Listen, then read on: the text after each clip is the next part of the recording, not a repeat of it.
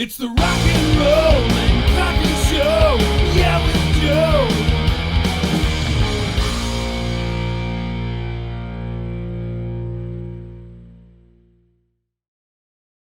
You are in Accept now. Yeah, since Yeah. 19, I think, Yeah, fall of 19. 2019. Mhm. Okay. And you just released an album about a year ago?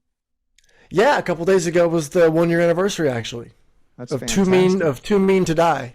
Too Mean to Die. Yeah. And I got to tell you, I listened to it and it's an excellent record. Oh, thanks, Joe. Yeah. Thank you. That was your first one with them, correct? Yeah, first one. Okay. You know, I was listening to it and honestly, I don't think I've heard Accept with Mike. Mark. Mark. Yeah, Yes, with Mark. I Mark don't think Trello. I've heard him with Mark. And he does a great job at singing Accept.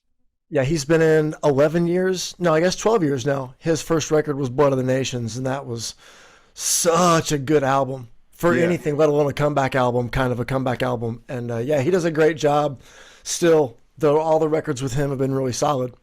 Mm-hmm. And so when you recorded this album, COVID kind of messed it up a little bit, right?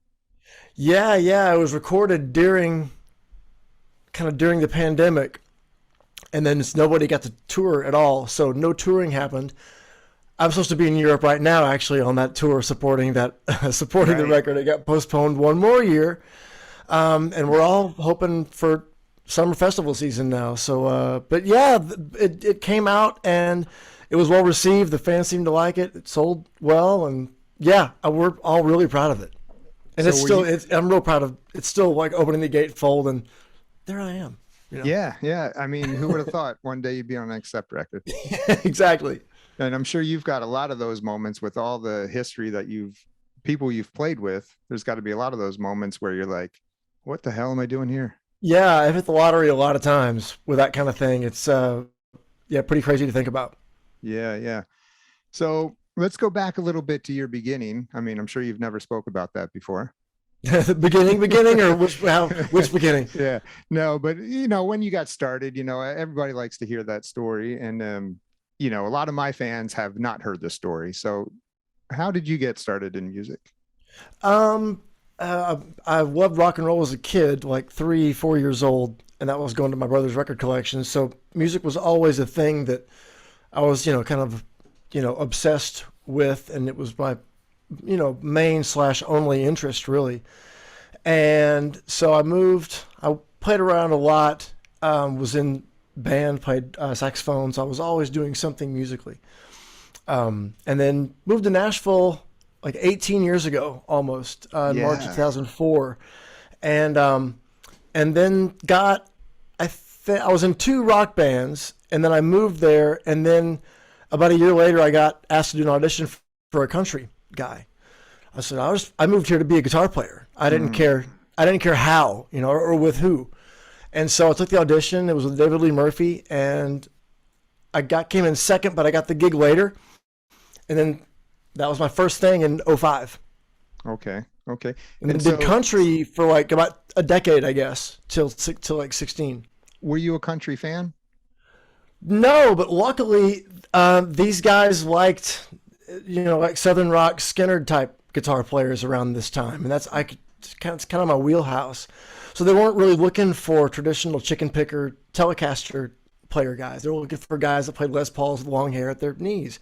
Sure. And so I moved at the right time and got work because of that. Right. Okay.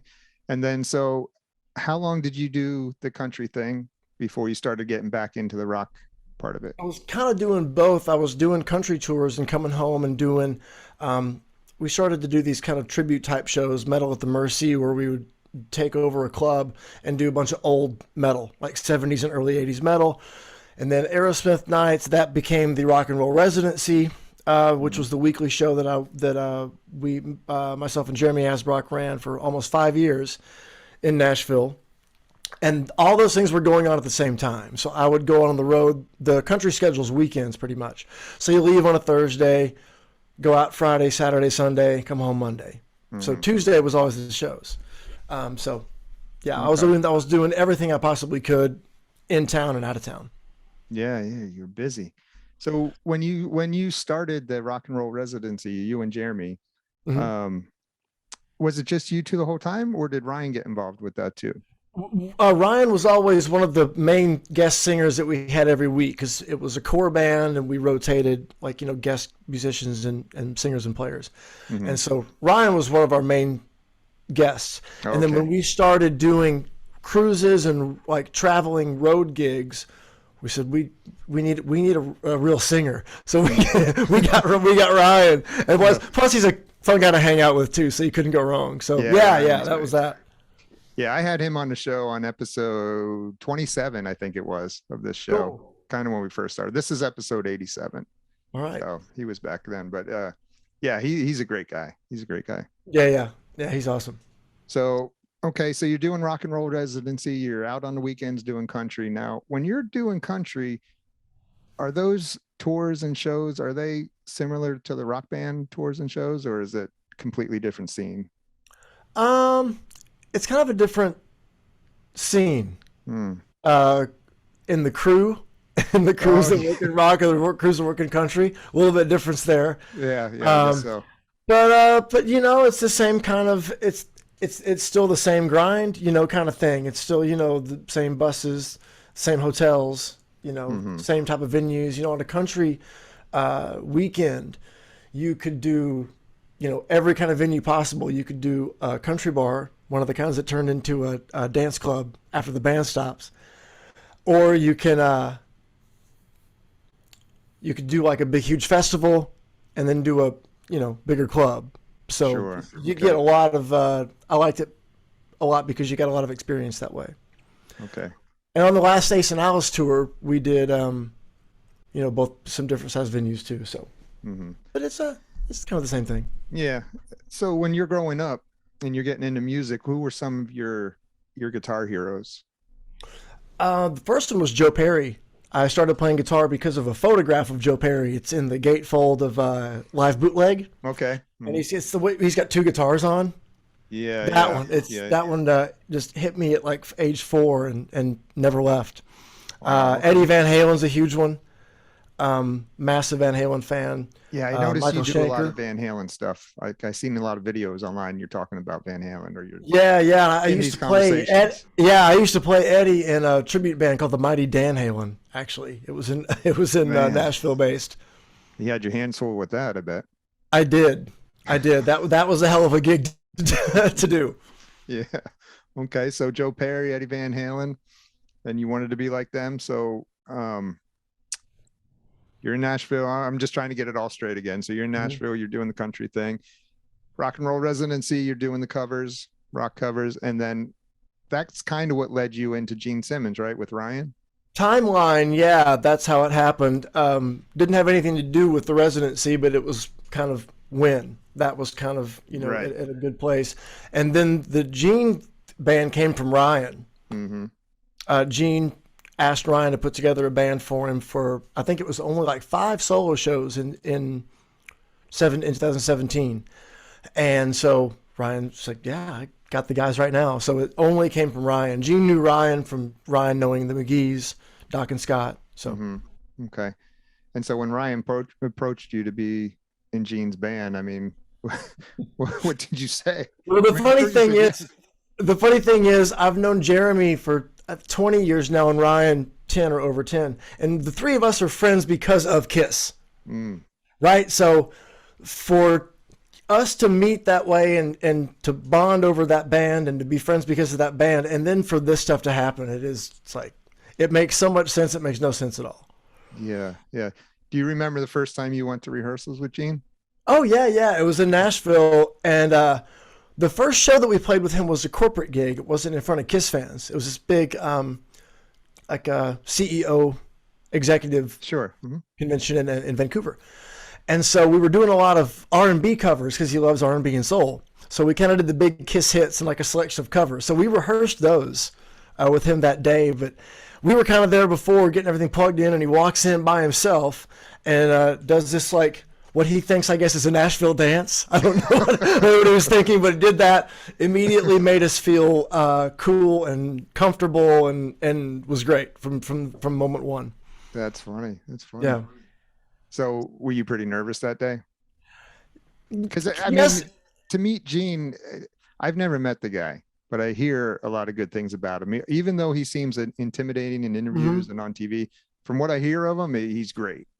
Right. But We didn't know what to get. Right. We didn't know what we were going to get either. I mean, Ryan had met him. I'd met him at like a meet and greet type thing. So not really. And yeah, we were nervous. Yeah, we were nervous and excited, just to see what it would be like. And no, he was great. Okay. So that was only supposed to be a few shows. So how did it end up being a bigger thing? The second show that we played was at the Agora Ballroom in Cleveland, and that was the first one that was an actual show in front of fans. And we broke the internet that night, like, because we brought out all these obscure songs like "What Got Love for Sale" and "Radioactive" and "Charisma," all these super deep cuts that Kiss fans really want to hear. And we kind of knew what we had. We knew people were going to really love it, and they did. So that's when promoters started calling. Was when it started to get a really good reception. And we did a few of the shows that we had were connected to a Wizard World convention, and he would be there doing photo ops and meet and greets and a Q&A, and then we would do a gig in the same city. So it went from those to just playing Gene Simmons band shows. Okay. And then somewhere along the line, that led you to Ace. Yeah, that came from a tour that we did in Australia with Gene and Ace, and we backed both of them. We backed Ace and backed Gene. That's crazy. So that's how that kind of introduction happened. Okay. And then, so you guys did, clearly you did well, and Ace wanted you as his band.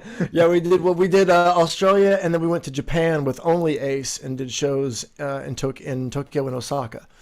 And then the cruise after that, and then we found out we were the guys. So, But you switched to bass with Ace.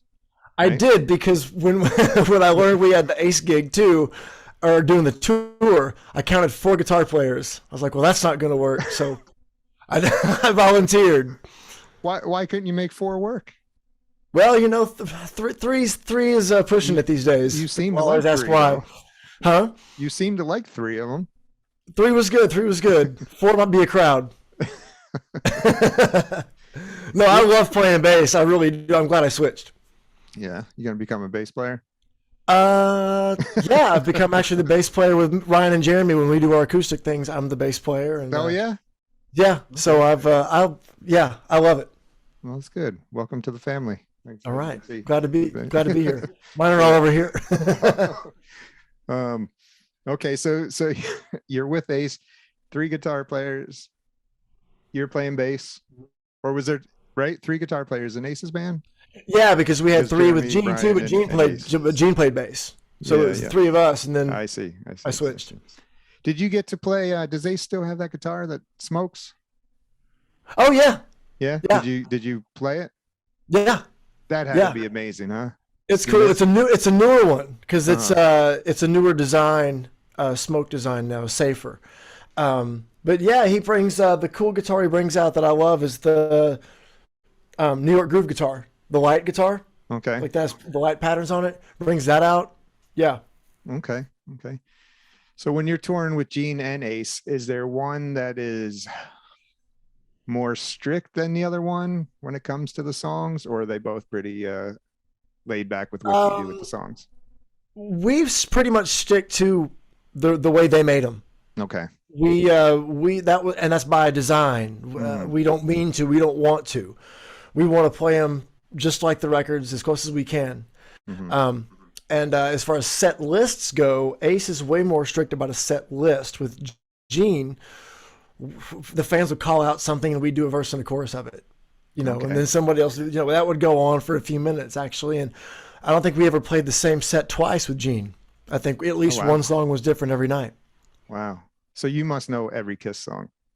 It's pushing it. I lose it for a while when the makeup comes off. I don't know that stuff quite as well as the makeup era of it. What's your favorite era for Kiss? My favorite studio record is probably Rock and Roll Over, even though I've been listening to Destroyer a lot because of the new deluxe box that came out and the remaster of that. So, and the remix. So probably Rock and Roll Over. 76, like that era. So you like the original lineup? Yeah. Okay. I mean, I think nothing against Eric and Tommy or anybody from the band. That's just my preference. Eric and Tommy do a fantastic job. Okay. So you're still with Ace. You guys just got off tour with Alice Cooper, right? Not Yeah. too long ago. How'd that Yeah, tour end go? of October. It happened, which was Yeah. we were ecstatic about, and every single show happened. Didn't get postponed. We didn't have one positive COVID test on the whole tour. 25 shows in 35 days. Wow. So So yeah. what did you guys do different than some of the other acts that are out that are getting shut down with it? I think a lot of it had to do with luck, honestly, because I know a lot of the other camps that had the same people that we were out with, kind of some of the same crew and the same agents, and they run a tight ship, and there's only so much you can do, even in a tour, if you're in a full tour bubble, which we really weren't. We went out a little bit, but we kept it minimum. You still got to go into gas stations. You got to go into truck stops. You have to. So I think we were pretty lucky. But very grateful for that too, that we got to do it all. Yeah, yeah. So you going out on a couple more shows, right, with Alice? Yeah, at the end of April, we are back on the West Coast. I think Reno and LA and one other one. I forget. Okay, just a couple more. Okay. But then we start back first weekend of March. So we start back pretty soon. Depending on when you're watching this. Oh, with Ace. Yeah. On his Ace own starts shows. Okay. Yeah, we start back in a month with Ace, and then we meet up with Alice at the end of April. And then I'm scheduled to go to Europe with Accept in May. So Yeah, I we're saw all that. crossing our fingers. Yeah, yeah. So you're a busy man. I'll just keep it that way. So I think I saw somewhere too with your rock and roll residency. Is that ending this month? Yeah, we're doing one more. It was kind of over. We just kind of got too busy and to keep doing it. Sure. And then the club where we had it, the second club we had it, is closing. And our friend John Bruton that books there, we've known him for years before all the residency started. He's retiring, so we're kind of doing one more as a send-off for John and the Mercy. Okay. On February 26th. Okay, February 26th. Okay. So you played with all these guys. What would you consider was your like big break into the business? Who gave you that break? I would kind of go back to my first gig in Nashville and go to David Lee Murphy and his manager Doug Casmus. Okay. Because that was my entrance into for hire, like a blue collar kind of for hire guitar, and that's what that set me on my career path. Okay. Now, did you have to audition for that spot? You said, right? For that one, yeah, that was the only audition I've ever done. Everything has been word of mouth since then. So even with Ace and Gene and Accept, you didn't have to audition. They already knew your talent. No, just kind of they've heard enough things from people they trust and would go, yeah, he'll be all right. He'll work. Right. Okay. But yeah, I've been really lucky with and fortunate to work with who I've worked with and to get to do what I do for sure. Would you do a country thing again? If it really, really, really paid well, and it was one of the top, if it was one of the top gigs, I would consider it. Sure, I wouldn't rule it out. Okay. So now you're still with Ace and you're with Accept now. Are you still doing stuff with Gene, or is that done? Gene's, when he's in Kiss World, he's in Kiss World. Okay. And so if we do anything with him, it'll be after they're totally wrapped up. So with Accept, let's go back to Accept a little bit. Yeah. Did you get to write any for the new record? No, but not that I didn't get to. That was on me. I didn't have anything good enough that I thought I wanted to present. So yeah, it's a anybody write situation, and that was on me. Are you a writer or no? You know what? I kind of come up with parts. I have trouble finishing a complete thought, so it's a lot of like random riffs. Actually, there's a project I'm involved now with a couple folks that we're kind of assembling all of our pieces with a producer, and we're going to do a record. So okay, that's happening. Anything you can talk about or no? I don't know. I was going to let somebody else do it first. Okay. I'm sure anybody listening can kind of figure out what's going on. But Okay. But I did play on the record. So I got some good solos in there I'm proud of. Okay. Now, between Accept and Ace Frehley, I mean, there's two different sounds there. Um, how much equipment do you own? Or you I use got a the lot same of equipment, just dialed in different? yeah, I got a lot of guitars. Mhm. Actually, with it's pretty easy with Accept. I just play Wolf's guitars, so I just Oh, show okay. up and yeah, he has his own signature frameless V, so I just play those. They're fantastic guitars. Nice, nice. Yeah, Okay. And you guys do the choreography and all that. do the full thing. Yeah. Did you have to practice that, or did you already know it? Did he teach it to you? Oh, absolutely, absolutely. Probably as much. I mean, as much as the playing, really. Um, it's such for me. That's what I remember about Accept first was seeing those two white flying V's in sync on a MTV, and so I take that stuff really seriously, and I've got to get it. You know, the angle. I got to really match Wolf. I watch him and see how far he's going out. It's definitely a dance. It really is. How long did it take you? And to get it down? everybody has their own back and forth. If you watch, the Scorpions have their own style of doing it. Yeah. Kiss has their own style. Priest has their own style, and Accept has their own style. There's 4 distinct styles of doing it. How long did it take you to get it down? Where you were like, "Yeah, I got this." It kind of quick, as you can tell. I've spent as much time in a mirror practicing, that I did actually with a guitar in my hand. But no, it was that kind of stuff comes real natural for me, luckily. So, but no, it's just I want to stick all the moves. Mhm. Okay. Okay. Tell me a little bit about your relationship with Jeremy and Ryan, because you guys do a lot of things together. You did like you said, you and Jeremy with the rock and roll residency. You guys Mhm. did what you called the Talisman, right? Yeah, yeah. Okay. And now you're playing with Gene and Ace. You guys seem to stick together as a group.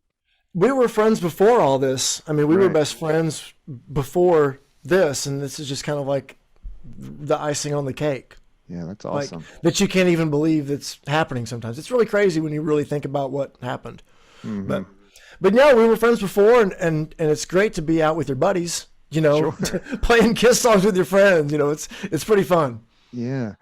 Do you guys do any writing out just on your own together? Yeah, we're kind of getting into doing some of that. We're putting some things together and just seeing if we can make some songs happen. So yeah, Mhm. we're kind of working on that. We've kind of wanted to do that for a little. We've talked about it for a while. Okay. Okay. What would you, let me ask you this. So you've kind of been in all these different groups. Would you say you're like a available for hire guitar player, or are you strictly with Accept right now? Oh no, I'm available for hire. That's the Okay. thing with the really cool thing with both Accept and Ace is they allow me to go back and forth, That's cool. and Yeah. which is really really cool. I'm very fortunate that they're both cool with that, and they allow them doing other work and keep them busy, and so Yeah. yeah, You like it that way? I do very much. Mhm. I'm not married, no children. I'm like, I'll work. I'd Yeah. rather I'd rather be out working. So yeah, I've got that. But I can also do. I've got one business, Mutt merch. Mhm. I got one right there, and I've also Yeah. actually in the process of starting a non-alcoholic beverage business with partners in Sweden and Australia, and we hope to be producing by maybe the end of this year. So that's coming Nice. together too. So yeah. I see you online on your social media and you have the non-alcoholic beverages. And I was curious about those because you say it's Yeah. like an IPA, non-alcoholic IPA.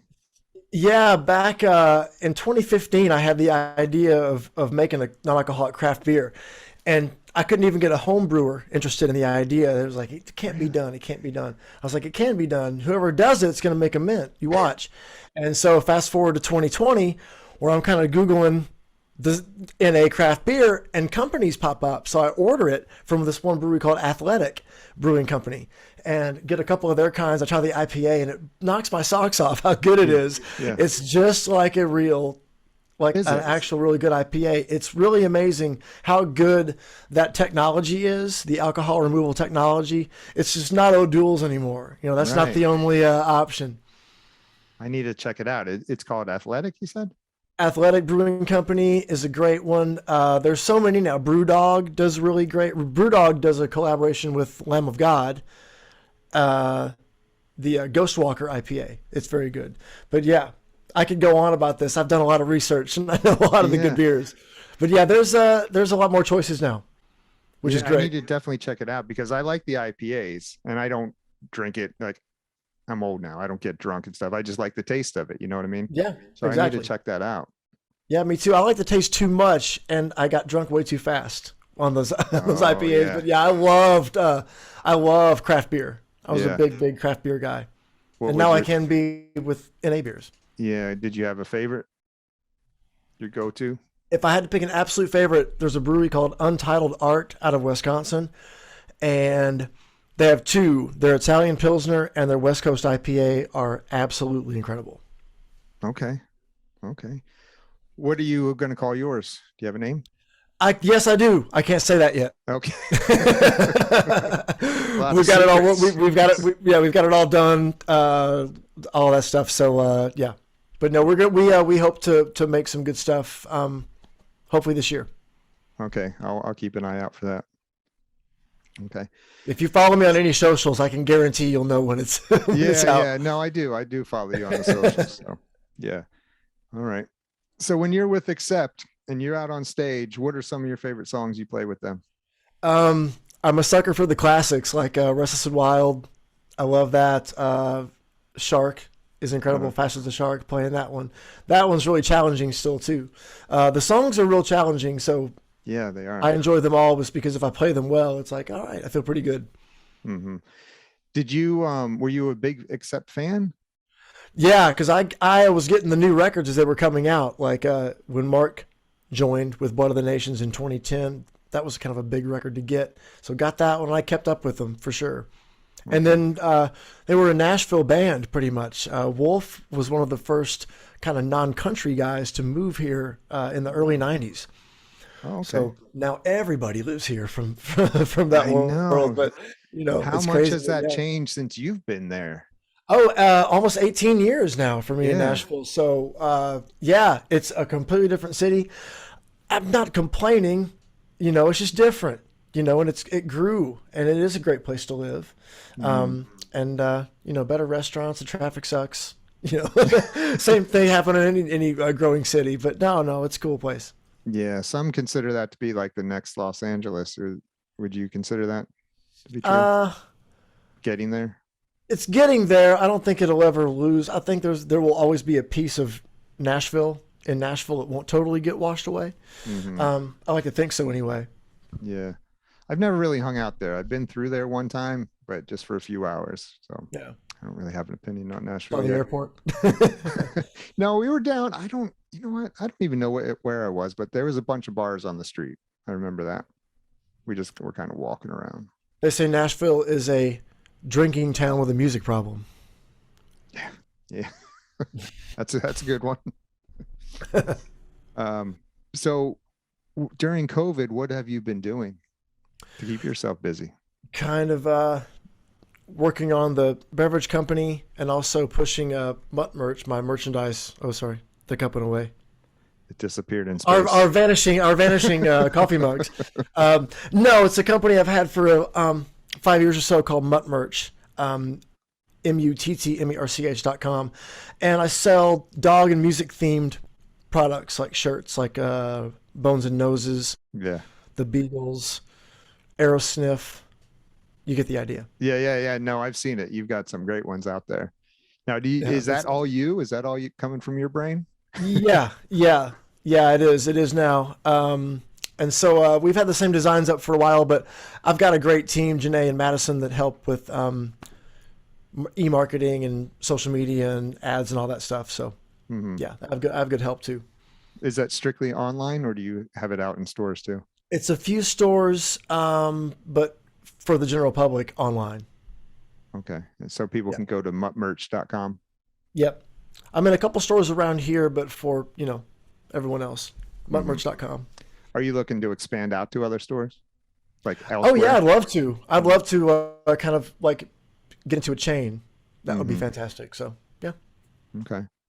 So how do you come up with the designs and the names? You just pops in your head, or do you sit there and think about it? Both. Sometimes they just pop in, and sometimes if you have to really think of a breed, you have to really think about it. And then you will actually look it up, words involving the breed or other dog synonyms, and see what you can make with pun wise. I'm pretty good with puns anyway. My brain just is wired that. That works. Yeah, that's how it works. So it isn't that much of a stretch out of character for me to do that. Okay. So now I know a lot of guitar players have been doing online guitar lessons. Do you do any of that? I've done a couple. I have a hard time teaching what I kind of know, I guess. I guess that means I'm not a very good teacher. But yeah, I tried a couple times with a couple students, and it was enjoyable, but I was like, I felt limited, like I wasn't showing them enough things, so I didn't feel like I was doing a good job. So I stopped. Right. I mean, I would imagine that would be kind of difficult to teach over like what we're doing now, just because, I mean, hand position and stuff. I mean, I don't know. Yeah, for me, it was better if the person wasn't a total beginner on it, because then I kind of like to get there and like, no, put your hand like this, right? So you can show them how to tilt it and things like that. So it worked better with folks who could actually play even a little bit, could hold it, comfortably, not. Okay. Now, did you get formal training, or were you self-taught? I had a year of lessons from Jeff Beasley at GT's Music in Decatur, Alabama. And after that was self-taught. I learned a lot from tablature books. Like I would get the guitar magazines and all the matching tab books from my favorite records at the time. And I would get all those and learn every song. Yeah, that's fun. I did the same thing. I still got a lot of my tab books. Yeah, I just found them the other day with all my Metal Edge magazines. I kept everything. Yeah. It's kind of what I do for a living, but without the tab books. I just do it by ear now. Yeah.